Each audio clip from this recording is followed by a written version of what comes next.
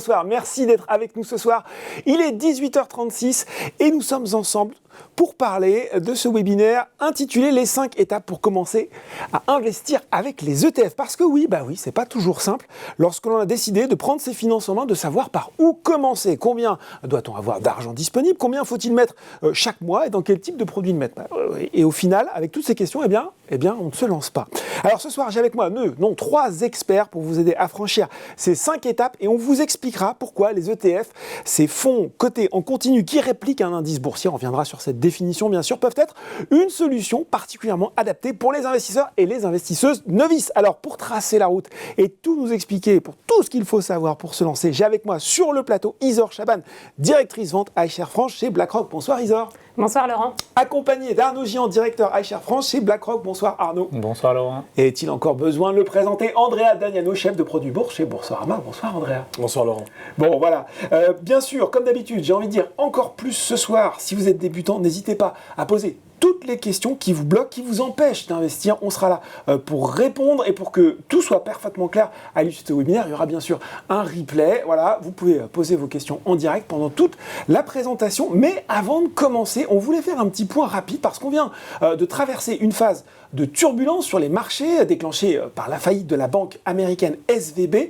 Ça semble aller mieux pour le moment, mais on s'est dit que ça pouvait être utile de faire un point avec l'expert des marchés, Henri Chabadel, responsable des investissements chez BlackRock pour la France. Il est avec nous par téléphone. Bonsoir Henri. Bonsoir Laurent, bonsoir à tous. Bon Henri, on a beaucoup parlé, vous et moi, sur ce plateau du resserrement monétaire lors de nos perspectives économiques et des risques que ça faisait courir notamment sur la croissance.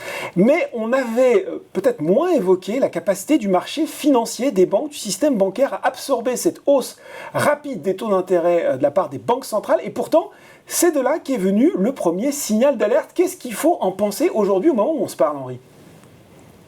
Alors, lorsqu'on s'était parlé fin 2022, et encore il y a quelques semaines, Laurent, j'avais évoqué avec toi la vision stratégique de BlackRock. Selon ce scénario central, les banques centrales, la Fed, la BCE, devaient monter les taux plus haut et les maintenir élevés plus longtemps que ce qui était anticipé par le marché. On s'attendait à des surprises plutôt négatives pour le marché de ce point de vue-là. Notre thèse, à l'époque, et je la répète parce que c'est toujours le cas aujourd'hui, c'est que les marchés sont trop complaisants vis-à-vis de leurs anticipations de politique monétaire à venir. Car pour les banquiers centraux, la maîtrise de l'inflation, c'est clé. C'est un objectif qui doit être atteint à tout prix.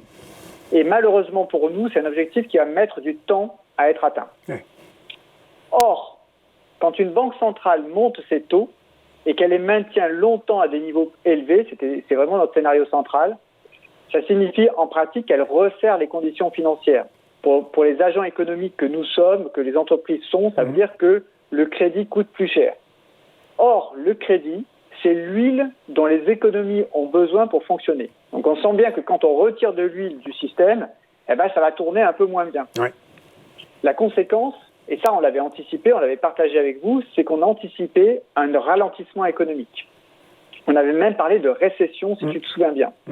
Pour nous, elle était inévitable, alors même que les banquiers centraux poursuivraient cette politique monétaire et devraient attendre au moins la fin du deuxième trimestre avant de pouvoir changer de pied, parce que c'est finalement le ralentissement économique qui leur permettrait d'atteindre leurs objectifs d'inflation. Ce qui se passe avec SVB aux États-Unis, mais pas que SVB, il y a aussi d'autres banques régionales américaines, et puis il y a eu Crédit Suisse en Europe encore cette semaine. Et c'est vrai aussi pour d'autres entreprises industrielles et pour les entreprises de services. Ce sont les conséquences de ce resserrement des conditions financières. Ce sont des conséquences normales, puisque les agents économiques s'adaptent à ce resserrement des conditions de crédit. Ce serait même inquiétant si tout continuait comme si de rien n'était. Ce serait une forme d'inconscience, si tu veux, de la part des agents économiques. Donc on ne s'alarme pas outre mesure, Henri, quand je vous écoute. On ne s'alarme pas outre mesure parce que ce qui se passe aujourd'hui, c'est que ce sont les agents économiques les plus fragiles qui souffrent le plus de cet environnement de resserrement des conditions monétaires. Alors certains font faillite, comme Crédit Suisse, qui a finalement été repris par UBS, ça fait partie des choses normales, ou comme SVB, qui a fait faillite également. Et c'est d'ailleurs assez sain de partir du principe que les acteurs les plus fragiles font faillite et les acteurs les plus sains, finalement, survivent. En revanche, ce qui compte, d'abord et avant tout pour les régulateurs et pour les législateurs, c'est qu'il n'y ait pas d'effet domino. Oui. Il ne faut pas que la chute d'une banque entraîne la chute d'une autre banque. C'est ce qu'on avait un petit peu vécu en 2008 avec Lehman.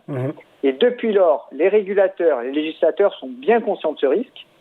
Premièrement, ils ont travaillé pour rendre le système financier plus robuste à ces chocs. Lorsqu'une banque tombe, les autres ne tombent pas forcément. C'est ce qu'on a vu avec Crédit Suisse cette semaine. C'est ce qu'on voit aussi aux États-Unis.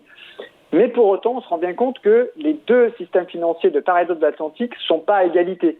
Finalement, le système européen est peut-être plus robuste aujourd'hui que ne l'est celui des banques régionales américaines, c'est-à-dire des banques qui sont un peu moins régulées ou un peu moins sévèrement régulées aux États-Unis.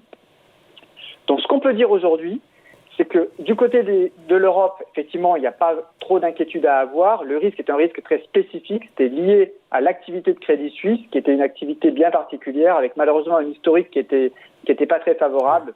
On savait qu'à un moment ou un autre, quand les conditions financières allaient devenir plus dures, ça allait devenir très compliqué pour cette entité. Aux États-Unis, on n'est pas encore tout à fait à la fin du film. On s'en rend compte. La semaine dernière, on a commencé à parler d'une autre banque régionale, First Republic. Oui. Il y en aura peut-être d'autres à venir.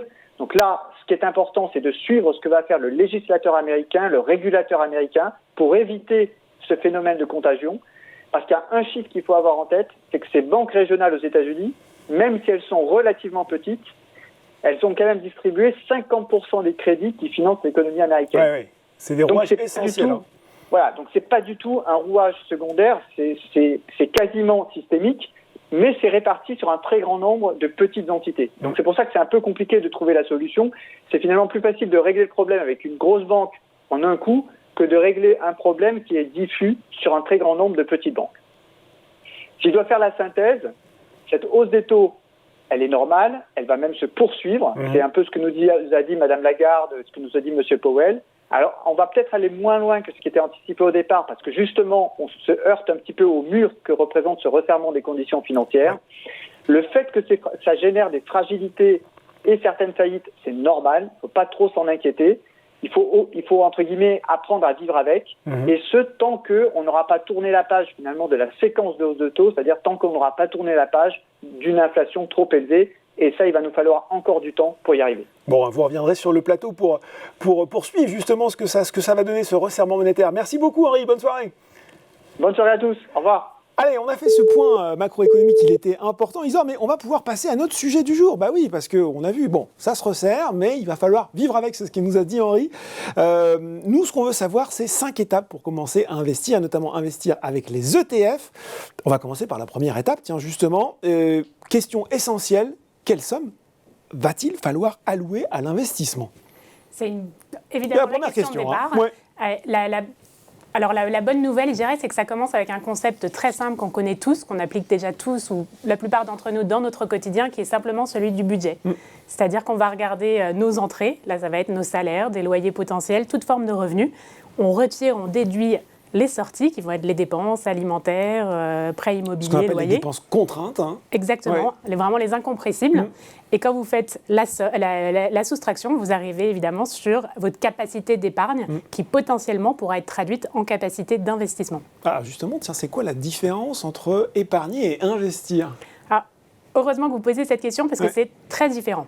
Alors, le seul point que je dirais, c'est que épargner, c'est le premier pas vers l'investissement. D'accord. Et je vais peut-être prendre le contre-pied de ce que pensent certains des auditeurs, puisque beaucoup de Français, on le sait, pensent que pour investir, il faut avoir beaucoup de capital. La raison pour laquelle on dit qu'il faut commencer par épargner avant d'investir, c'est pas du tout ça. C'est simplement parce que, en fait, il faut se constituer un petit matelas de sécurité avant de commencer à investir. On peut utiliser le livret A pour le faire. Ça va nous permettre de gérer des imprévus qui peuvent arriver à tout moment de la vie. Une réparation sur la voiture. Exactement. On n'a pas besoin d'un gros capital pour commencer. Ouais. On peut, si je prends l'exemple des ETF iShares, à partir de 25 €, on peut investir sur un ETF iShares. Mais il faut quand même d'abord renflouer cette poche de sécurité. Cette poche de sécurité, mais Isor, le problème, c'est que souvent, en fait, c'est ce que font très bien d'ailleurs les Français, ils ont un bon taux d'épargne, ils la constituent, cette poche de liquidité, et puis après, c'est là que cette belle mécanique se grippe, et finalement, ils continuent à placer leur argent sur des supports liquides qui rapportent peu. Ça a un petit peu changé, encore une fois, avec le contexte de taux, mais cette mécanique d'investissement ne s'enclenche pas forcément. C'est vrai qu'il faut passer un premier pas, en fait, qui est celui d'accepter de prendre plus de risques pour potentiellement plus de rendement. Et c'est vrai, on le voit dans les sondages, seulement 16% des Français nous disent qu'ils ont l'intention d'investir en bourse, ce qui reste très peu. Après, je pense qu'il faut... cette perte de capital, quand on investit en bourse, c'est un des risques. On peut toutefois essayer de pas le neutraliser, mais on peut essayer de le minimiser. Je vais citer 2 exemples assez simples qu'on peut tous mettre en place dans nos portefeuilles. C'est d'abord diversifier. Donc, on ne choisit pas 1 ou 2 actions. Ouais. On choisit beaucoup plus que ça pour justement gérer ce risque de perte en capital. Et aussi, de ne pas essayer de timer le marché, surtout quand on n'est pas un expert. Alors, timer, c'est j'achète quand c'est bas, je vends quand c'est haut. Ce qu'on aimerait tous faire. C'est ça, on aimerait tous le faire. Mais même pour les experts, on est désolé. Ouais. Non, même pour les experts, c'est difficile. Donc, on vient lisser ses points d'entrée. On investit par exemple 50 € tous les mois, ce qui permet d'être toujours présent sur les marchés, donc toujours investi, mais de manière en moyennant en fait ses points d'entrée. Oui, mais les gens qui nous regardent, ils se disent bon, c'est bien beau, ça prend du risque pour gagner plus, tout ça, mais finalement, est-ce que c'est si grave que ça si moi je laisse mon épargne, ben voilà, j'ai la liquidité, j'ai des placements qui sont garantis, certes peu rémunérateurs, mais au moins je suis tranquille. Alors c'est vrai, je citais pour le matelas de sécurité, le livret A, qui est quand même quelque chose, une enveloppe intéressante. Elle est à peu près à 3% de taux garanti aujourd'hui. Mais il y a deux choses à prendre en considération. Déjà, 3%, c'est inférieur au taux de l'inflation aujourd'hui. Ouais. Et puis sur le livret A... On est quoi, 6,4% je crois en janvier ou 6,3% en février. Enfin, ça donc il y a un écart qui reste important. En tout cas, il faut l'avoir en tête. Et aussi, souvent, quand on arrive au plafond du livret A, qui est à peu près à 23 000 €, on a un petit peu cet écueil de laisser l'argent dormir sur des comptes courants. Et en fait, à partir du moment où le rendement de vos placements est inférieur à celui de l'inflation, vous avez une perte de pouvoir d'achat. Parce qu'il ne faut pas oublier que l'inflation, c'est l'augmentation des prix. Donc, si on répond quand même à cette première question, combien allouer à l'investissement ? Au final, la réponse, c'est qu'on peut commencer avec des petites sommes. On n'est pas obligé d'avoir 1 000 € de capacité d'épargne par mois. Dès que vous avez fait votre coussin, à peu près, en général, comme vous le dites, 3 mois de salaire, on peut commencer et à partir de 25 €, 50 €, vous pouvez déjà démarrer sur l'investissement. J'anticipe peut-être un petit peu sur la suite du webinaire, mais on a une question qui tombe en direct, donc on va la prendre. Une question d'Harry qui nous dit « J'ai une épargne de 30 000 € à investir, est-ce que j'investis chaque mois une somme fixe ?» C'est effectivement une bonne méthode. C'est une très très bonne méthode. Donc à Harry de décider de ce qu'il peut faire en fonction de son budget, en fonction de la capacité d'épargne qu'il aura eu pour constituer son épargne de précaution. Et effectivement, rien de mieux que de venir lisser ses points d'entrée. Vous allez de facto acheter de temps en temps quand le marché est plus haut, de temps en temps quand il est plus bas, mais sur la distance, sur le long terme, vous serez dans une très bonne position. On n'essaye pas de timer le marché, finalement, on l'accompagne. Ça, c'est pour la première étape. Une fois qu'on a terminé ça, il faut déterminer son horizon d'investissement. Là aussi, ça peut sonner un petit peu théorique, tout ça. Pourquoi concrètement il faut faire ça, Arnaud ? Eh bien, en fait, cette notion d'horizon d'investissement, c'est un peu de réfléchir en fait au but de cette épargne. Donc, de temps en temps, c'est pour effectivement financer un projet ou financer une retraite. C'est relativement dans l'air du temps en ce moment d'en parler, mais donc c'est cette notion qui est importante de projet. Et ensuite, quand on regarde l'horizon d'investissement, pourquoi c'est important ? C'est parce que, vous l'avez évoqué juste précédemment, en général, le risque est rémunéré. Et je pense que quand on investit, c'est pour être rémunéré. Donc l'idée, en fait, c'est de se dire, effectivement, lorsqu'il y a des aléas de marché, on n'est pas sûr, effectivement, que le marché va être positif sur une période donnée. Par contre, quand on investit, en général, on a la conviction que sur un temps plus long, effectivement, il y a une forme de croissance. Et c'est le cas quand on regarde les différentes classes d'actifs, que ce soit actions ou obligataires. Effectivement, dans la durée, on a cet accroissement du capital, avec cet aléa de volatilité. Je repars sur des concepts qu'on a un peu déjà évoqués. Oui, dans 100% ETF, si vous pouvez regarder. Donc, effectivement, pour schématiser un peu en parlant avec les mains, on se dit qu'on a un point de départ là, et qu'ensuite, ça va évoluer comme ça, avec une tendance qui est positive, mais avec des points d'entrée haut et bas. Et donc, en fait, de se dire, si j'ai défini que je n'ai pas besoin de mon argent pendant un an, parce que je dois financer un achat d'une voiture dans un an. D'où les fameux 3 mois dont on parlait avec Isa avant. Alors, l'épargne de précaution, c'est encore, effectivement, je vais me dire, ok, je ne prends pas de risque en général. Et sur un an, je vais prendre peu de risques. Pourquoi ? Parce que si je prends quelque chose qui est plus risqué, je vais avoir cet aléa. Si ça se trouve, je vais être au moment où je vais investir, c'est le moment où c'est haut. Où c'est un pic et puis ça va redescendre dans un an, après. c'est bas. Donc même si la tendance elle est positive, si j'ai les deux mauvais timings, c'est pas bon. Donc un an, je vais tendance à prendre quelque chose qui n'a peu de volatilité, mais en tout cas, c'est une information dont je vais me servir pour sélectionner ensuite. Et donc, par contre, si j'ai un temps long, on parlait de la retraite. Là, effectivement, sur un temps long où je peux me permettre d'avoir plus de variabilité, parce que sur 20 ans, les marchés ont tendance à être positifs, et donc je peux prendre plus de risques et donc être mieux rémunéré. Pour donner des indicateurs quand même, Arnaud, alors financer sa retraite, on se doute ça, c'est un temps très long.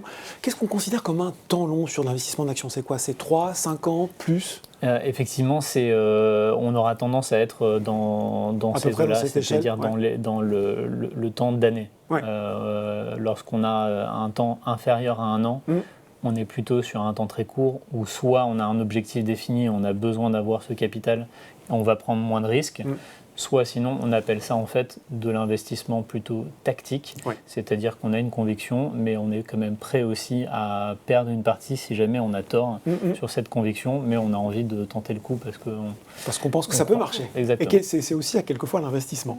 On sait quel montant allouer, on a son horizon d'investissement stratégique, pas tactique, donc un temps un petit peu long. Et là se pose la question, je me tourne vers vous, tiens, mais finalement, je sais à peu près combien je vais mettre, je sais sur combien de temps j'ai envie de le mettre ou je peux le mettre. Où vais-je placer mon investissement, mon argent ? On a restreint un petit peu parce qu'il y a énormément des produits, mais comme on va parler ETF ce soir, on l'a restreint à 2 valeurs sûres, j'ai envie de dire, qui permettent d'investir avec des ETF. Tout à fait, vous avez raison Laurent, on l'a restreint à 2 produits qui sont assez connus, somme toute, qui sont le compte-titre et le PEA. 2 produits qui présentent des avantages et certaines contraintes. On va commencer par le compte-titre, qui est le produit le plus connu. Alors, le compte-titre, pour faire assez simple, c'est un peu le couteau suisse du support d'investissement en bourse. C'est-à-dire qu'on peut y mettre un peu tous les types de produits, des actions, des OPCVM, des ETF, puisque c'est le sujet de ce soir. Et également, alors je ne vais pas m'y attarder, mais des choses un petit peu plus exotiques, du private equity, du crowdfunding. Enfin, voilà, c'est vraiment le couteau suisse, on peut tout y mettre. Donc ça, c'est son grand avantage. C'est ça, sa capacité à accueillir tous les supports d'investissement. Donc ça, c'est ce qu'il peut contenir.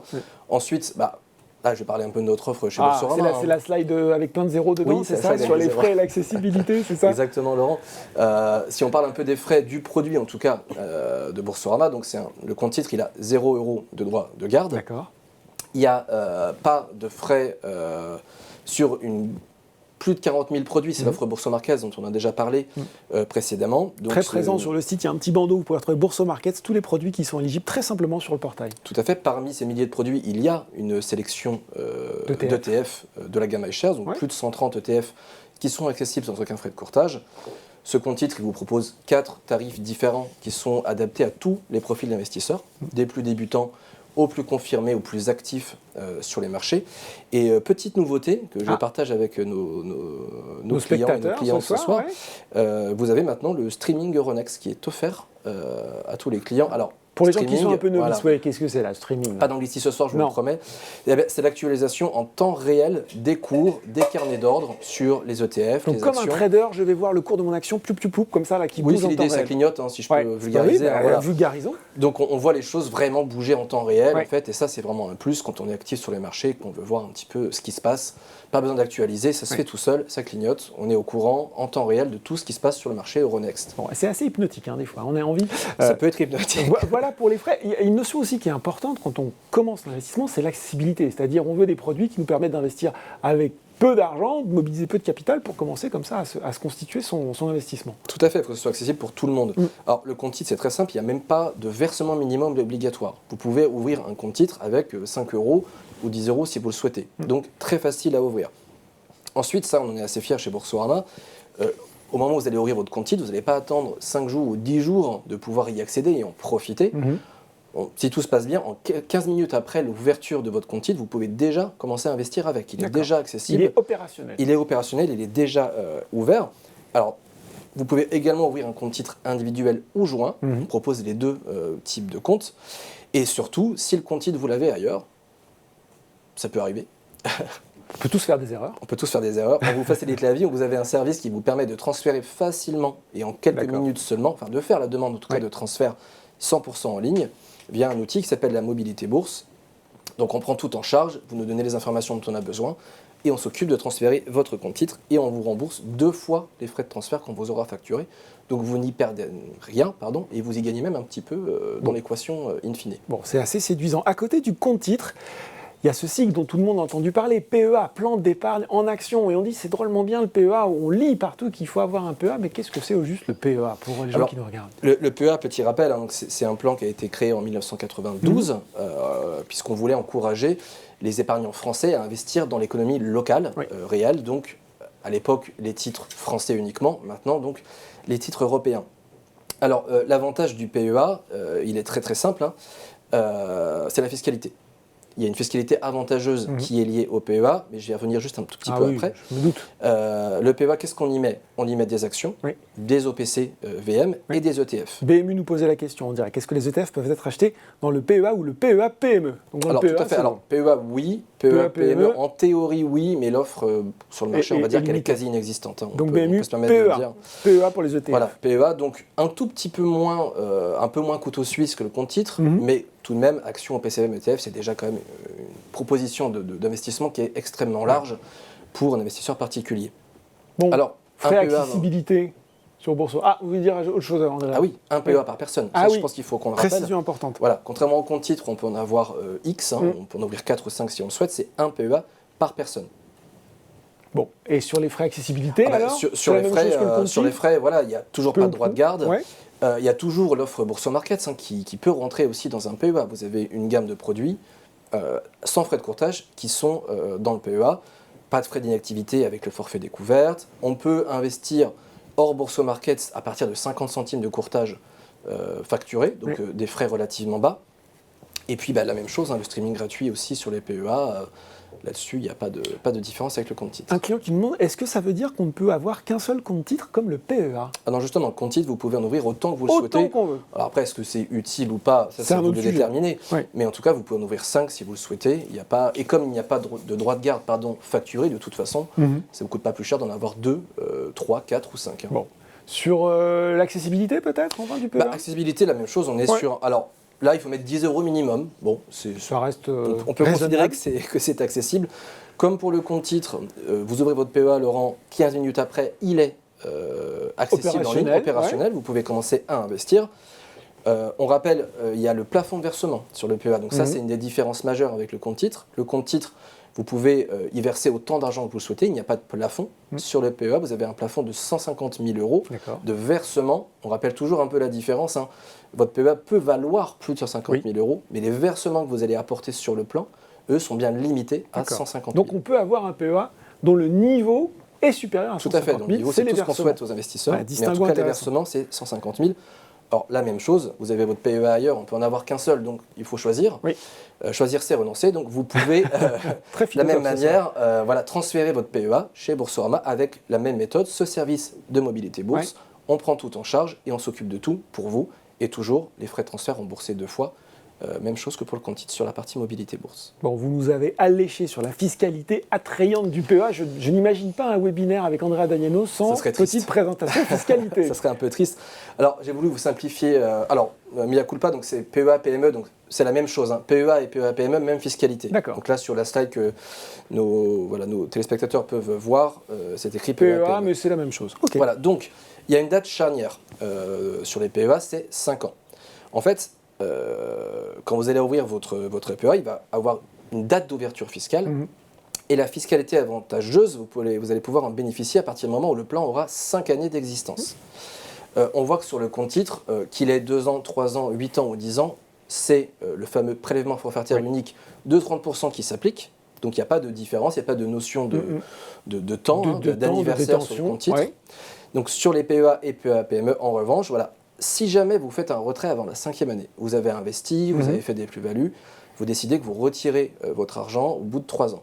Alors, il va se passer 2 choses. 1, vous allez être soumis au prélèvement forfaitaire unique sur vos plus-values, donc pas d'avantage fiscal. 17,2%, c'est ça? Alors 30%, donc avant 5 ans, c'est bien donc prélèvements sociaux plus impôt Oui. à 12,8.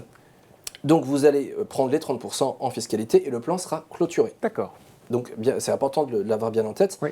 Maintenant, quand le plan a 5 ans, si vous faites des retraits donc après cette 5e année, là, vous n'aurez à payer sur vos plus-values que 17,2% à date, en tout cas pour l'instant, soit les prélèvements sociaux. Ouais. Et votre plan ne sera pas clôturé. Vous pourrez continuer à faire des versements, à investir. Voilà, ça ne vous empêche pas de continuer à le faire vivre. Vous pouvez retirer de l'argent quand bon vous le semble, avec une fiscalité donc avantageuse. Bon, je crois que vous avez un exemple chiffré, mais avant cette question de Dan, il nous demande s'il y a une date limite d'âge pour ouvrir un PEA. Alors pour pouvoir ouvrir un PEA, Voilà. vous devez être majeur. Voilà. Alors, c'était pas le cas il y a encore 4 ans maintenant. Il y a eu la loi PAC qui est venue un peu rebattre les cartes.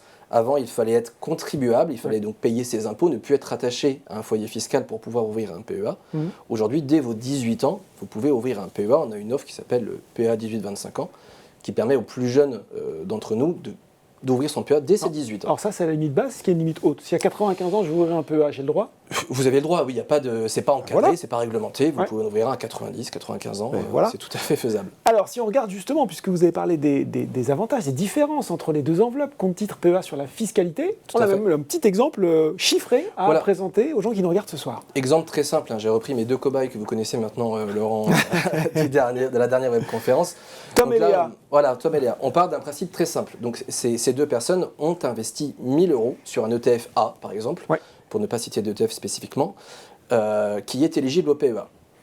Après 3 ans, le produit a enregistré une performance brute de 18%. Donc ils l'ont acheté 100, il vaut 118 par exemple.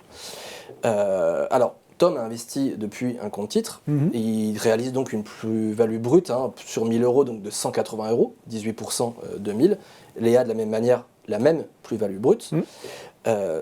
Sauf que sur le net, c'est pas exactement la même chose. On voit qu'après impôt, pour Tom, c'est 126 € de plus-value nette fiscale.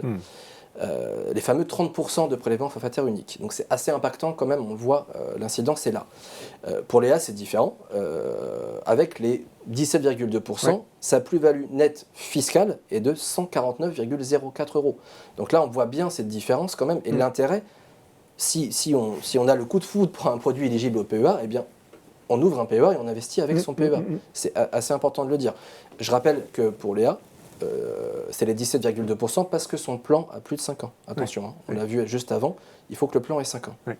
Et on rappelle aussi, c'est un exemple, on trouve le prix moyen d'un ETF, il est bien plus bas que 1 000 €. Il est bien plus bas que 1 000 €, là c'était pour avoir un exemple tout rond. On va Voilà. rassurer, parce que même ici, il faut mettre 1 000 € dans un ETF, ça va être compliqué. Est-ce que je peux poser une question Bien sûr, Arnaud. Si par exemple Léa décide de vendre sa position parce qu'elle est satisfaite des 18%, mais qu'elle ne souhaite pas nécessairement retirer de l'argent dans Alors, son plan. c'est aussi un des avantages C'est le Arnaud, garde dans le effectivement, plan, en du fait. PEA, c'est Ouais. cet effet de levier fiscal, c'est-à-dire qu'on est imposé qu'au moment du retrait.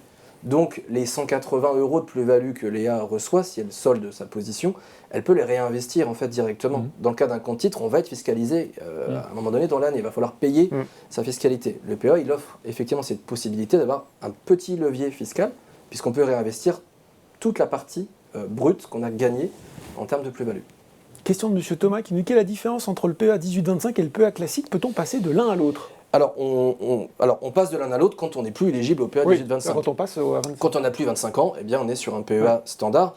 La différence majeure, la seule différence d'ailleurs in fine, c'est le plafond de versement qui est plus faible pour les PEA 18-25 ans. Il est de 20 000 € et il vient amputer celle de ses représentants légaux. Ça, il faut le savoir. Ah Voilà. oui. Donc si j'ai dans ma famille quelqu'un qui a un 18-25, je ne suis plus à 150 000, je suis On est à à 130. 130. Voilà, donc ça, il faut le savoir. Ouais. Et nous, en tout cas, chez Boursorama, si vous ouvrez un PEA 18-25 ans, eh bien, le jour de votre 25e anniversaire, on le transforme systématiquement, automatiquement en PEA 10 standard avec votre nouveau plafond. Bon, ben voilà, très clair.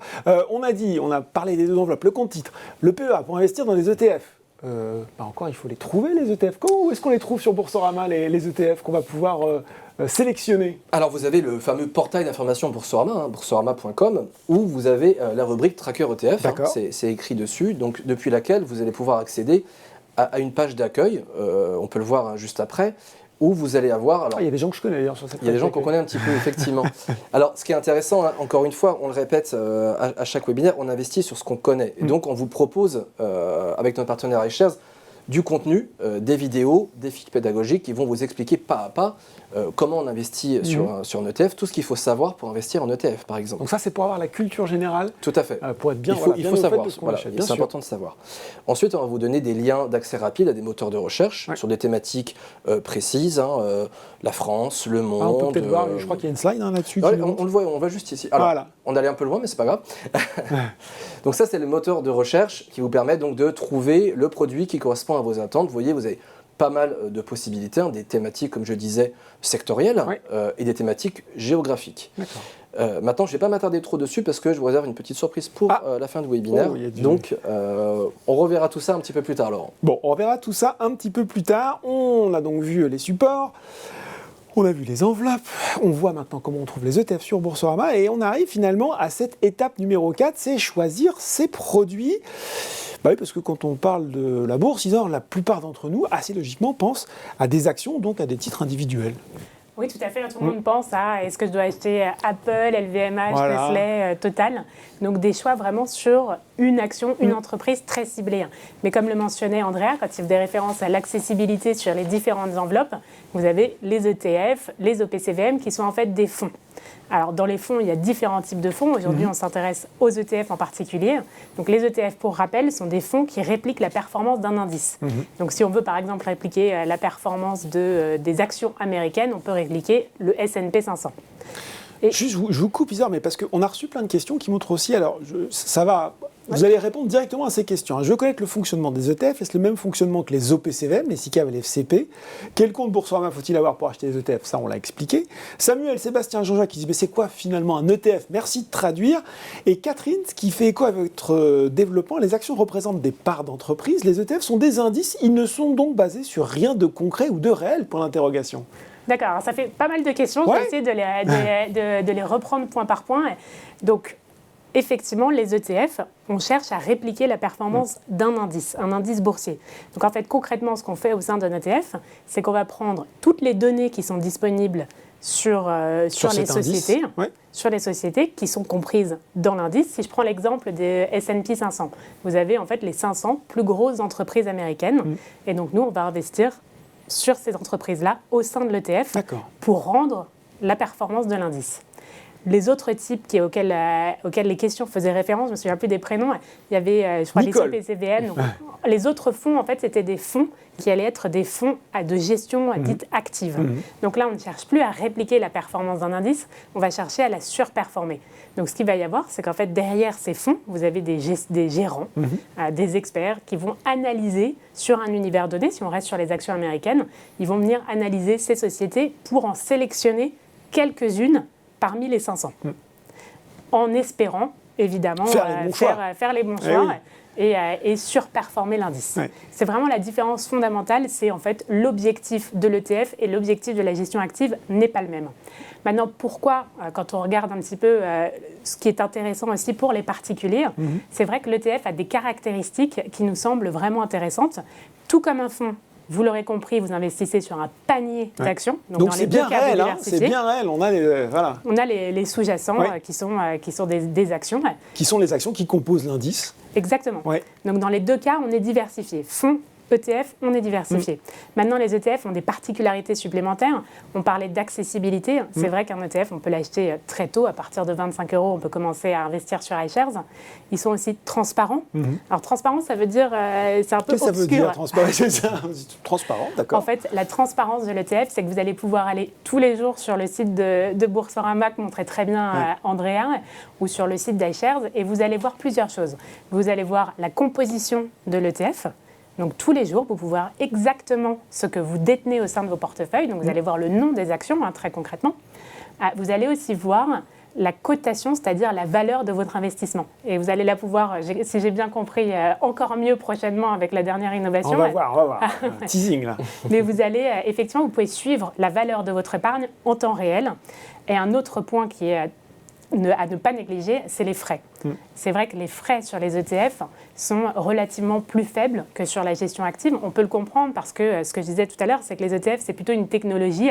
Donc on est sur une approche très systématique, alors que dans la gestion active, on est vraiment avec une équipe de gérants, une équipe d'analystes. Donc ça n'a pas le même coût.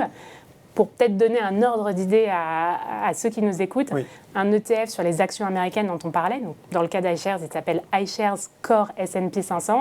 En frais de gestion, c'est 0,07% par an. D'accord. On a plein de questions. Les gens qui disent mais attendez, mais vous êtes gentils, que vos sigles, vos acronymes, définissez-nous tout ça. JP, Joss, on pense à vous.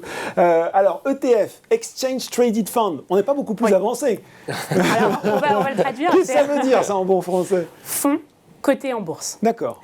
Et c'est là, en fait, qu'on retrouve, grâce à l'idée de cotation en bourse, c'est là qu'on retrouve l'idée de transparence. C'est grâce à ça que vous allez pouvoir à la fois acheter et vendre tout au long de la journée et aussi voir la valeur de votre épargne fluctuer à la hausse ou à la baisse tout au long de la journée. C'est la cotation en continu parce qu'on a aussi la demande, qu'est-ce que c'est qu'un OPCVM? Donc, organisme de placement collectif de valeur mobilière, si vous vous souvenez de la définition. Effectivement, les acronymes sont... oui, c'est vrai, on est désolé. Non, mais c'est vrai, vous avez tout à fait raison de le dire. Sur un fonds traditionnel, donc un OPCVM, on ne peut acheter ou vendre d'ailleurs qu'à un moment précis de la journée.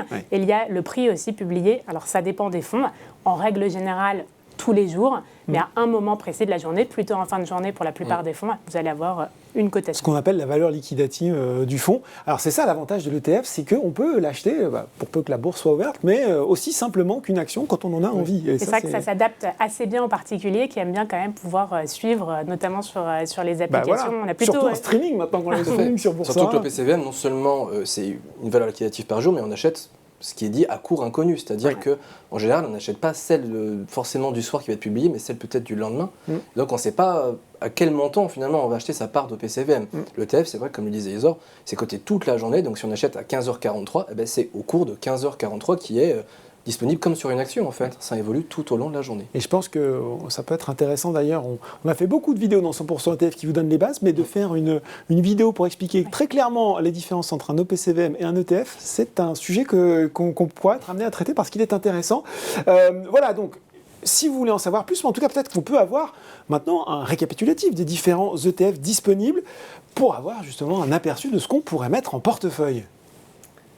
Arnaud. Alors. Donc vous avez effectivement un visuel là-dessus, mais qui reprend pratiquement le moteur de recherche que Andrea a évoqué, qui est accessible. Donc ça vous permet de naviguer. On n'a pas affiché le catalogue parce que le catalogue est assez long. On parlait de 130 ETF. On a essayé de les mettre un petit peu en catégorie. Le premier peut-être, à titre d'exemple, que j'aimerais évoquer, c'est d'ailleurs Henri en parlait, on parle souvent du marché. Marché. Oui, le marché avec... en général, on ne sait pas qui c'est, on ne l'a pas croisé au coin de la rue. Mais je vais essayer de mettre un nom sur le marché. D'accord.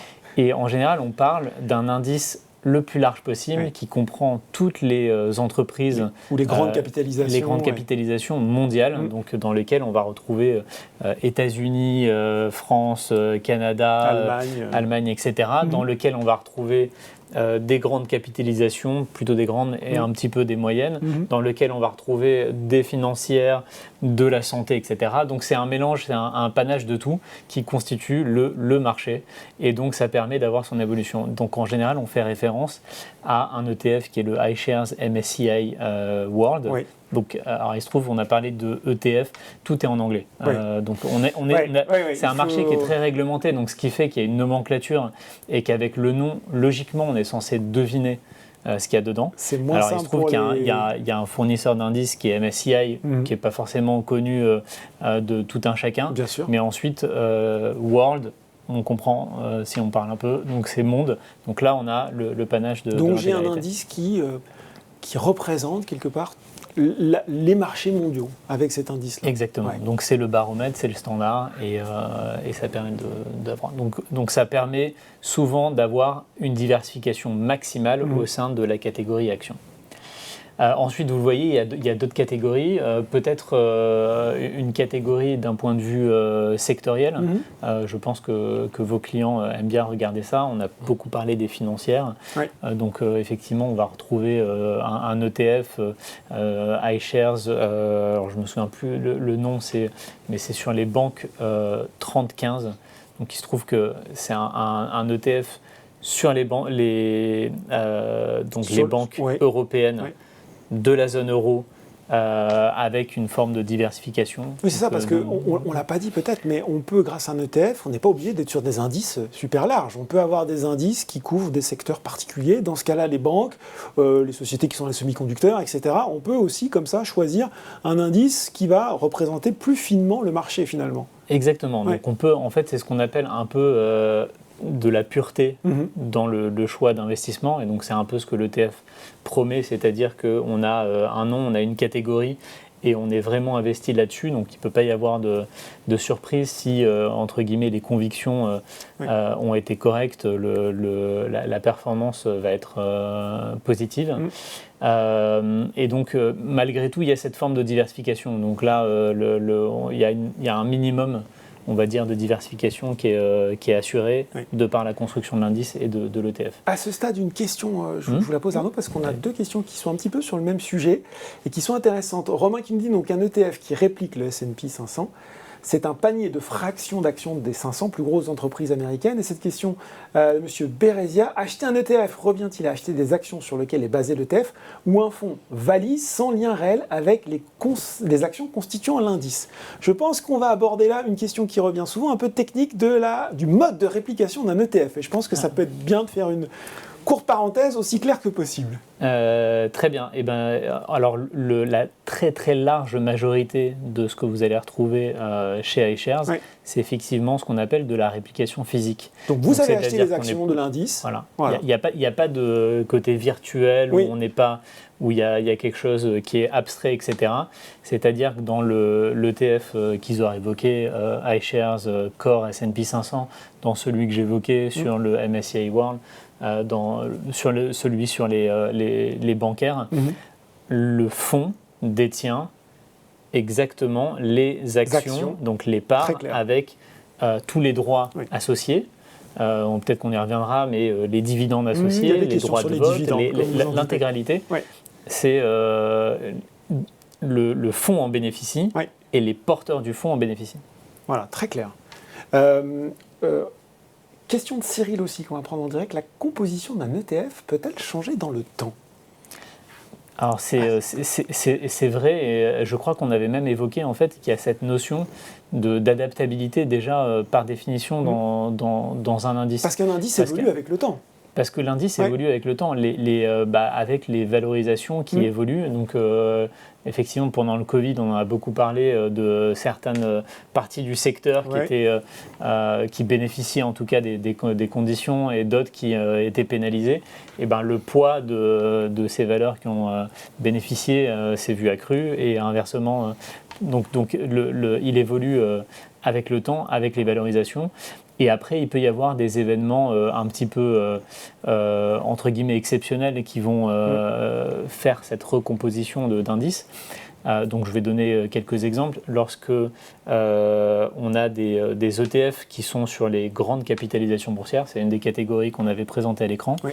Si, effectivement, il y a le parcours boursier d'une de ces entreprises qui n'était pas très bon et qui ne deviennent plus dans ces grandes et passe dans les moyennes, et il se voit sortir de l'indice et donc sortir de cet univers avec l'entrée d'une autre qui a eu un parcours boursier plus intéressant, ou alors dans le cadre de fusion, on a parlé un petit peu de Crédit Suisse et UBS, et si il n'y en a qu'un à l'arrivée, et effectivement ça crée des recompositions et donc il y a des changements. En France, c'est le comité scientifique des indices, si vous suivez régulièrement, qui fait évoluer les indices avec des sociétés qui rentrent, que ce soit dans le SBF 100, le CAC 40 et d'autres qui en sortent. Et peut-être pour ajouter aussi un point qui me semble important, c'est qu'en fait les indices, ils suivent tout de même l'économie réelle. Un exemple, juste pour illustrer ça, c'est en 2007, quand on a lancé un ETF sur les énergies renouvelables, iShares Global Clean Energy. C'était en fait quand même un domaine qui restait relativement naissant avec peu de sociétés cotées. Donc au lancement, c'était un ETF qui détenait 30 actions. Après, l'indice a évolué justement pour refléter ce qui s'était passé dans l'économie réelle. Et aujourd'hui, vous avez une centaine d'actions en portefeuille au sein de cet ETF. C'est intéressant effectivement de voir comment les ETF évoluent. On le voit sur la slide derrière vous, Arnaud. Donc on peut effectivement avoir des indices larges, moins larges, des thématiques, des zones géographiques et même une approche ESG. On rappelle rapidement ce que c'est que l'ESG quand même aussi. Oui, très bien. Donc, juste pour reprendre déjà sur la partie des pays, si on veut être patriotique, on va retrouver un iShares, MSCI France. D'accord. Voilà. Et donc, sur la partie ESG, effectivement, il y a cette notion d'intégration, de durabilité que l'on va retrouver dans certains indices. Donc, les indices, à proprement parler, ont déjà cette intégration. Et donc, l'ETF en question, qui réplique la performance de cet indice, va avoir cette dimension, donc avoir une dimension environnementale qui peut en fait éliminer certaines entreprises qui ne font pas partie de cet univers vert, de social et de gouvernance. Donc gouvernance, on va aussi regarder un filtre pour éliminer des entreprises qui, au travers de notation, donc d'agences de notation, ont une gouvernance qui est pratique de gouvernance un peu douteuse. Donc en fonction de leurs opérations ou des informations qu'elles vont partager, plus ou moins bonnes. Bien, donc, du coup, ou plus ou moins bien, de façon plus ou moins transparente. Voilà pour les ETF actions. Mais quand on construit son portefeuille boursier, ou quand on a une assurance vie, il y a souvent ce qu'on appelle une part un peu plus sécuritaire, une part obligataire avec des obligations. Donc est-ce qu'on retrouve aussi cette possibilité d'avoir des ETF obligataires ? Tout à fait. Alors, c'est effectivement, je pense, quelque chose qui est pas forcément connu du grand public. C'est-à-dire que quand on pense ETF, ou quand on pense bourse, on pense action, à proprement parler. Et donc, quand on pense ETF aussi, on pense action. Mais ça fait plus de 20 ans qu'il y a des ETF obligataires. C'est un très gros marché. C'est des fonds qui sont donc très gros aussi par encours, avec une capacité d'exécution qui est assez large et dans lequel vous allez retrouver de la granularité, donc c'est-à-dire un choix assez large. Vous voyez en fait quelques catégories représentatives de ce que nos investisseurs peuvent choisir. Donc déjà, il y a cette notion de découpage par maturité ou duration, donc c'est-à-dire si on repart de la base, tout le monde, parce que c'est si un on peu repart de la base, ça. une obligation c'est un instrument de dette. Donc pour tout un chacun, imaginez un emprunt que vous contractez comme un emprunt immobilier, par exemple, chez Boursorama et que vous empruntez pour 10 ans, 15 ans ou 5 ans, et ben vous allez retrouver effectivement les équivalents de, en tant qu'investisseur, je veux bien prêter pour sur 10 ans, période 5 plus ans, ou moins 15 ans. Avec du coup un risque qui est différent. Si j'emprunte caricatural pour 3 mois, parce qu'on a aussi du très court, de la duration très courte, on a du 3 mois. Si je prête à 3 mois à quelqu'un qui normalement est solvable, ça devrait bien se passer. Chance d'être remboursé. À 15 ans, on ne sait pas ce qui se passe. Donc on va retrouver ce découpage, on va retrouver des ETF sur des obligations d'entreprise. Donc c'est-à-dire que entreprise toutes les grandes entreprises qui ont besoin de se financer, ont recours à ce type de financement. On va les retrouver dans les ETF. Encore une fois, très diversifié, ça permet de minimiser le risque d'accident et donc de risque de perte parce qu'il y a cette diversification qui est importante. On va retrouver des emprunts d'État. Donc à ce moment-là, en général, il y a un risque qui est moindre. C'est encore une fois plutôt le baromètre par rapport aux obligations d'entreprise. Et on va retrouver aussi de différentes zones. Donc là aussi, une sélection large. S'ils sont un petit peu moins connus que les ETF actions, mais on se rend compte qu'ils permettent de couvrir quasiment là aussi tout le marché obligataire. Tout à fait.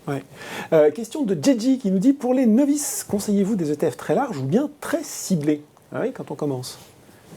C'est vrai qu'on a parlé du MSCI World, donc, qui effectivement représente les entreprises mondiales, plutôt des pays développés. C'est un avantage quand on est débutant, c'est que déjà en un seul clic, vous allez avoir une position extrêmement diversifiée, mais pas diversifiée qu'en nombre d'actions, c'est-à-dire que ça va être diversifié par les secteurs qui vont être représentés. Vous allez avoir des entreprises de la santé, des entreprises bancaires, comme le mentionnait Arnaud, des entreprises de la technologie. Vous allez avoir aussi différents pays. Donc c'est quelque chose qui permet effectivement d'avoir, pour un premier pied d'entrée, on va dire, en bourse, probablement une option à regarder. C'est le socle, et puis après on peut diversifier de façon un petit peu plus ciblée.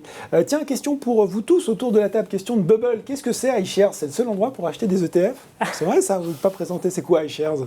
iShares, c'est une marque de BlackRock. C'est effectivement la marque dans la société BlackRock. BlackRock est un gérant d'actifs, donc on gère des fonds et des ETF, et les ETF sont distribués sous la marque iShares. Bon, est-ce que c'est le seul endroit où acheter des ETF iShares, Andrea? Alors la question c'est est-ce que c'est le seul vendeur d'ETF qu'on propose? Alors iShares, ce sont les seuls vendeurs d'ETF qu'on propose dans la gamme Boursorama Market sans aucun frais de courtage, donc c'est ça, ni à l'entrée, ni à la sortie, je le rappelle, attention. Et il existe d'autres promoteurs, d'autres vendeurs d'ETF, mais ils ne font pas partie de la gamme Boursorama Market. Et donc, en termes de... il y a des frais de courtage associés. Eh bien, c'est moins intéressant. Tout à fait. On a vu avec Arnaud les ETF actions, les ETF obligataires. On commence à avoir en tête un petit peu notre scénario d'investissement. On voulait finir avec cette étape numéro 5, garder le cap avec des versements réguliers. On l'a déjà abordé un petit peu en début de webinaire. Il va falloir rappeler pourquoi c'est super important les versements réguliers, Isor. Alors effectivement, on retombe sur la question d'Harry. Ouais. Je pense qu'il y a deux notions qu'on met un petit peu en avant ici, garder le cap et les versements réguliers. En fait, on peut l'illustrer par le fait que timer le marché, ça peut aboutir à des erreurs qui sont assez conséquentes. Alors déjà, je pense que c'est quasi impossible. Le marché, il connaîtra toujours de la volatilité. Ouais. C'est ça. Et de temps en temps, ça part simplement de tweets de dirigeants, enfin plein de choses qui sont imprévisibles. Des choses qui peuvent être en tout cas imprévisibles pour la plupart d'entre nous. Ouais. Même Covid, on pourrait simplement prendre cet exemple-là. Donc à partir de ça, très difficile de timer le marché. Et qu'est-ce que ça veut dire quand on prend ces décisions qui peuvent être un petit peu hâtives? Je comprends tout à fait quand on voit la volatilité augmenter, le marché baisser, on est tenté de se dire je vais vendre maintenant. Mais la réalité, c'est qu'on sait que le marché a quand même une capacité de rebond sur le long terme qui est importante. En tout cas, c'est ce que l'histoire nous a montré. Donc, quand on décide de vendre, on cristallise ses pertes et on risque de ne jamais profiter du rebond boursier. Donc, c'est déjà une illustration de ce phénomène. Et peut-être une autre statistique que je trouve assez marquante, c'est qu'en fait, on voit que sur les 20 dernières années, ne pas avoir participé ou avoir manqué simplement les 20 meilleurs jours de bourse, ça divise votre performance par 2. Eh oui. Donc quand on dit investissez régulièrement, ça veut effectivement les montants qui vous semblent appropriés par rapport à votre épargne. C'est l'étape 1. C'est ça, c'est l'étape 1. Ouais. Et ça vous permet effectivement de rester investi en permanence, mais de manière graduelle. Bon, voilà, c'est très clair. On a nos 5 étapes. Il est 19h27. Je sens déjà les estomacs qui gargouillent un petit peu, mais il y a eu pas mal de questions. On va essayer d'y répondre vite et on va les passer en revue. Questions qui ont été posées au moment de l'inscription. Daniel, peut-on introduire des ETF dans son contrat d'assurance vie en gestion pilotée? Alors, il y a peut-être deux questions. Oui, il y a un peu de questions. Il existe des gestions pilotées sur la partie assurance vie. Maintenant, il existe aussi la gestion libre dans laquelle on peut faire entrer un certain nombre d'ETF. Donc oui, on peut mettre des ETF dans une assurance vie. On peut mettre des ETF dans une assurance vie. Olivier, comment trouver l'ETF qui nous correspond? Comment chercher? Comment comprendre ce que contient un ETF? Bref, voilà, comment on fait? On a expliqué déjà un petit peu avec Andrea, la sélection, les différentes zones. Exactement. Ce que contient un ETF, normalement, dans le nom, c'est donné, ou dans le moteur de recherche de Boursorama, on arrive à l'identifier. Question de Jérémy et Eric, peut-on avoir des ETF au sein d'un PEA? Alors ça, on sait que oui, mais est-ce qu'on peut avoir des ETF iShares au sein d'un PEA? Alors oui, tout à fait, vous les avez qui s'affichent, donc vous allez voir que la plupart, c'est ce qu'Andrea a expliqué tout à l'heure, c'est la caractéristique du PEA, donc vous allez retrouver des valeurs surtout européennes, et vous allez quand même retrouver un petit peu de diversification, puisque vous avez on a parlé ESG, durabilité, donc vous avez effectivement un label ISR qui est proposé sur le iShares MSCI EMU SRI, et donc cette granularité, et puis des secteurs. Vous allez avoir l'automobile, Eurostock 600, Stocks Europe 600 automobile and parts. Et vous avez une particularité en plus qui est proposée, qui est notamment les matières premières avec iShares Diversified Commodity Swap. Donc si vous voulez chercher un petit peu de diversification. Ils sont pas faciles les noms, toujours. On est d'accord. Et on retrouve le Eurobank que j'ai le 35. Exactement. Voilà, iShares, Eurostocks, Banks 35, UCITS ETF. Je complète. Voilà, sur les moteurs de recherche, on l'avait vu tout à l'heure, on parle de France, monde, Europe, biens de consommation, santé. Donc, vous sélectionnez un secteur, vous avez l'ETF iShares qui apparaît, qui correspond au secteur sélectionné, si vous êtes moins anglophone. On avait une question d'Hichem posée au moment de l'inscription, et je sens que c'est là le scoop. Pouvez-vous nous expliquer concrètement comment rechercher et acheter un ETF sur l'application mobile de Boursorama, Andrea? Mais quelle application mobile, Laurent? Alors, attention, je vais prendre des pincettes, puisque j'ai tendance à faire des promesses que... des promesses et après... c'est pas que je les tiens pas, c'est que, il y a des aléas. Donc, très bonne nouvelle, c'est quelque chose que nos clients étaient demandés énormément, c'est à quand une vraie application bourse au sein de l'application Boursorama. De façon fluide, simple, voilà. Donc, je répondrai très concrètement, ça y est, c'est lancé depuis la semaine dernière, mais tout le monde n'y a pas encore accès. Voilà, mettre en place... Vous allez faire des déçus, là, du coup. Voilà, donc ce que je vais vous présenter, attention, si ce n'est pas ce que vous voyez vous sur votre application, c'est normal et C'est ça pour va bientôt. arriver d'ici 15 jours, tout le monde devrait être équipé 100% Attention, je donne votre sur numéro cette de nouvelle téléphone, application. c'est pas d'ici 15 jours. 15 jours ou peut-être un tout petit peu plus. Allons savoir. Non, vraiment. Voilà, certains d'entre vous ont déjà accès, donc ils pourront regarder en même temps. Donc vous avez maintenant une application bourse Oui. et je vais vous montrer du coup à quoi elle Ah ressemble bah oui, si parce ça que vous vous venez intéresse. aussi avec des vidéos souvent. Oui, j'ai essayé de faire ça. Allez, vidéo maestro alors. Alors, il y a 2 vidéos. La première, alors voilà, là on arrive sur un compte qui n'est pas le mien, malheureusement. C'est un compte test, je rassure tout le monde. Donc ça, c'est ce que vous voyez aujourd'hui sur votre application. Oui. Vous avez vos comptes bancaires, vos crédits et vos placements financiers, où vous retrouvez les PEA, les assurances vie, les comptes titres, donc tout ce que vous pouvez avoir en termes de placements financiers. Et attention, ça du coup, c'est nouveau. Donc vous voyez du coup l'état de votre PEA, Ouais. donc sa valeur, titre plus espèce. On voit solde, Le détail, total, la plus ou moins valeur value titre, latente. exactement, donc tout ce que vous avez besoin de savoir sur votre PEA, Ouais. en glissant, en swipant, bref, Ouais, c'est ça, en vous glissant retrouvez avec le d'autres doigt. informations, Ouais. voilà, le rappel du plafond, votre tarification, la date d'ouverture, on en parlait tout à l'heure, D'accord. élément important. Donc vous avez toutes les infos sur votre PEA Boursorama. Ensuite, vous allez voir qu'en dessous, c'est ce qui intéresse le plus, je suppose, nos clients, vous allez retrouver toutes les valeurs que vous avez dans votre portefeuille PEA. Avec bien sûr le libellé de la valeur, le cours, la variation jour, le prix de revient ainsi que la quantité. Ça, c'est nouveau. Avant, on ne l'avait pas comme ça en un seul coup d'œil. D'accord.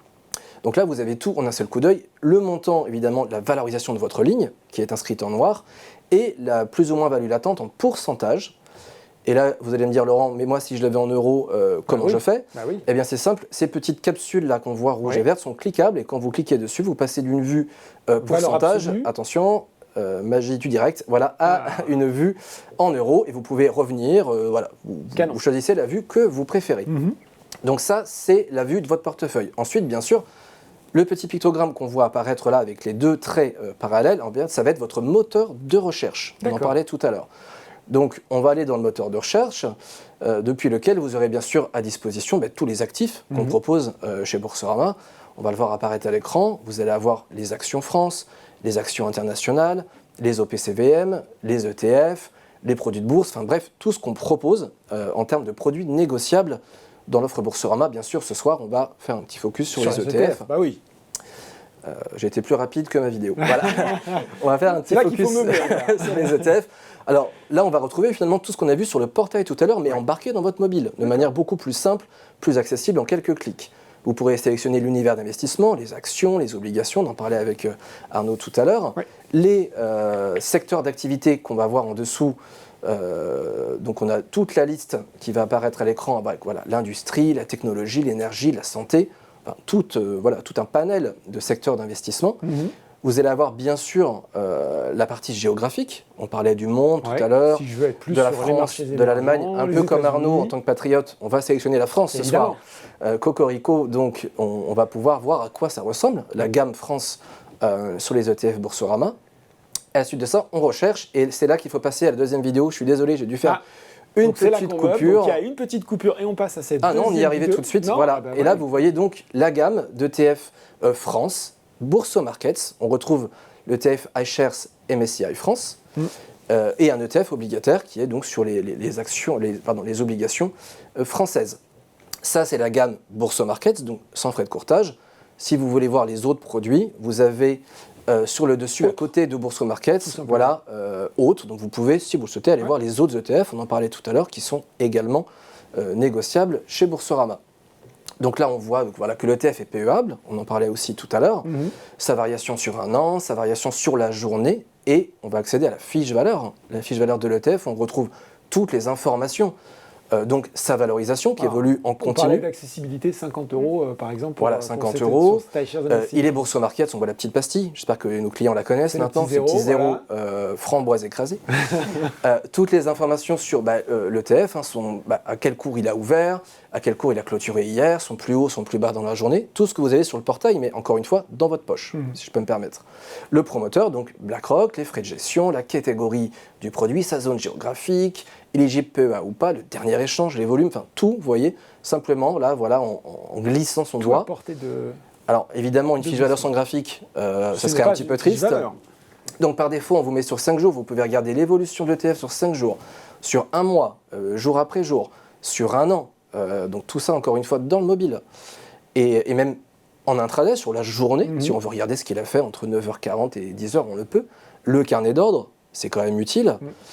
Donc vous avez 5 lignes de carnet d'ordre, les dernières transactions effectuées sur cet ETF, l'objectif de gestion, donc ce qui va décrire en fait ce que fait cet ETF, qu'est-ce qu'il suit exactement comme indice, sa notation Morningstar, 5 sur 5 pour l'ETF HRC MSCI France, son niveau de risque important aussi, on disait tout à l'heure, là donc 6 sur 7 par exemple, et ses performances historiques. Donc vous voyez une fiche valeur complètement embarquée dans l'application bourse, et on n'allait pas s'arrêter à la vue, au moteur de recherche, à la fiche valeur. Vous avez aussi, Laurent, qu'est-ce qu'on fait quand on a trouvé son ETF On l'achète. On l'achète, Bah oui. voilà. Donc vous avez également le carnet d'ordre qui est aussi complètement embarqué dans l'application, où vous retrouvez du coup ce qu'on doit retrouver dans un carnet d'ordre. Vous sélectionnez le compte, ça c'est le mien, depuis lequel vous voulez investir. C'est les vôtres aussi, André. Non, malheureusement, non. C'est pour ça que c'est 2 vidéos séparées, vous voyez.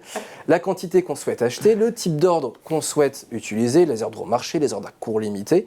Et une fois qu'on a sélectionné tout ça, eh bien, on valide et on achète son ETF intégralement dans son application bancaire, Boursorama. Alors, certains d'entre vous l'ont peut-être déjà, pour les autres, il va falloir patienter. Allez, 15 jours. Une quinzaine de jours, voilà, ça va être arrive. très rapide. En tout cas, ça arrive. Voilà, merci Andrea pour cette démonstration.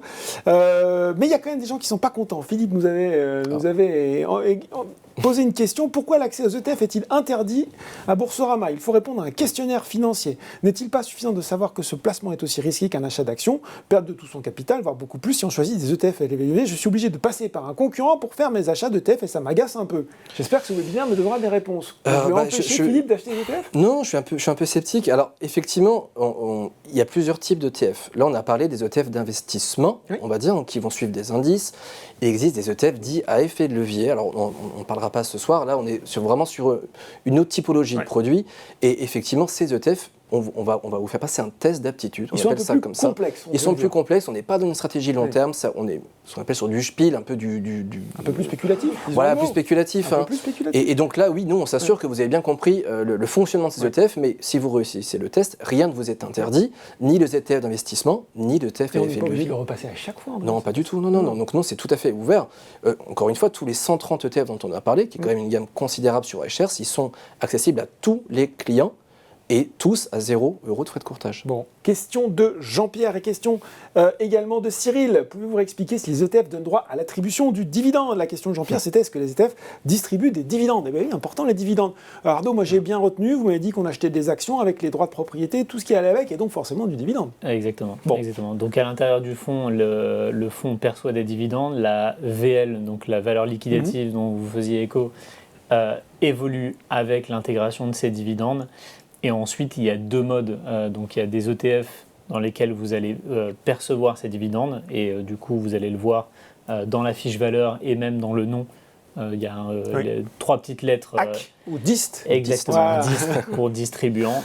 Effectivement, donc à date anniversaire, ça va dépendre des ETF, vous allez percevoir l'accumulation des dividendes que le fonds a perçus et vous allez les recevoir directement sur votre compte titre ou PEA.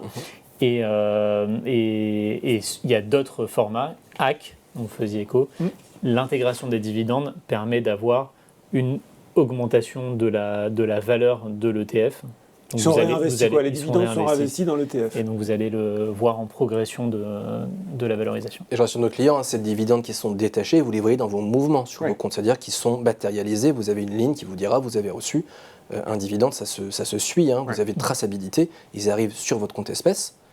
Quand vous êtes sur un PEA ou un compte titre, et vous pouvez voir le mouvement dans vos mouvements qui indiquera dividende sur l'ETF X ou Y. Bon, on avait 2 questions qu'on va grouper. Question de Sylvie, existe-t-il des ETF sur les matières premières? Question de Kevin, pourriez-vous parler des ETF sur l'or? Est-ce que ça existe, les ETF sur les matières premières et sur l'or, Arnaud? On l'a même montré dans le PEA sur le graphique. Alors on le réexplique. Donc effectivement, on a des ETF sur les matières premières. Donc dans le cadre de celui qui est même éligible au PEA, c'est un panier de plusieurs matières premières. Donc il y a cette diversification dont on évoque très souvent, qui représente à la fois l'or dont vous faisiez écho, mais aussi d'autres métaux, et des métaux précieux, des métaux non précieux, et des matières premières énergétiques et matières premières agricoles. Donc c'est un panier.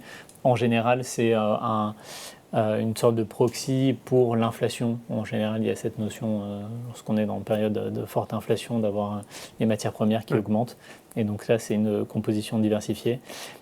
Et pour répondre à la question sur l'or spécifiquement, vous avez au-delà de ça donc des ETF diversifiés dans lesquels les entreprises sont directement liées à ce secteur, si on peut appeler ça un secteur.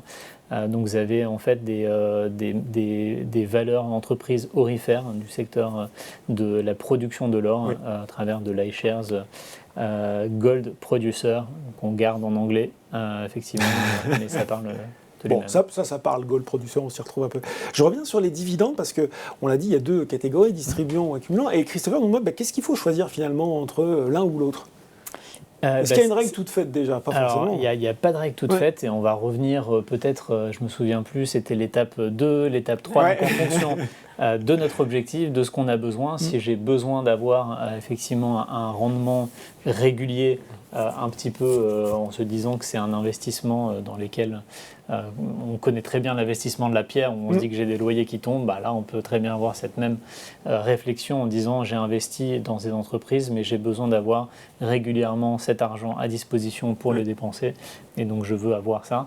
Ou alors j'ai cette logique de j'investis, je suis dans une phase d'épargne que je constitue et de long terme et aujourd'hui je n'ai pas besoin de ça et donc en général on va plutôt faire la partie AC. Voilà, pour nos clients qui font nos parcours, des fois on leur pose la question, quelle est votre stratégie d'investissement quand vous ouvrez par exemple une assurance vie ou un plan d'épargne retraite, on vous demande est-ce que c'est pour générer des revenus réguliers ou par exemple valoriser un capital. Et c'est vrai que comme le disait Arnaud, cet aspect valoriser un capital finalement il correspond plus à une accumulation de dividendes où ça rentre dans la valeur du produit et la partie avoir un complément de revenus régulier, là peut-être qu'effectivement ça matche plus avec un ETF distribuant du coup. Donc voilà, ça fait écho un peu à ce qu'on vous pose comme question également dans les parcours en conseil par exemple. On va finir par 2 questions parce qu'il est 19h42. 2 questions qui sont aussi un petit peu basiques quand on commence. Est-il possible d'investir avec 50 € par mois ou moins ? Ça, c'est sur le côté vraiment accessibilité. Et puis, cette question aussi, quel montant raisonnable investir pour un portefeuille initial ? Alors, deux questions un petit peu similaires, un petit peu différentes. Peut-être déjà, Arnaud, sur la taille du portefeuille initial. Parce que c'est vrai, on commence avec quoi ? 1 000 €, 500, 200, 3 000 Alors là, 3 millions, comme Andrea ? Il n'y a pas de règle. On reprend les 5 étapes très très rapidement.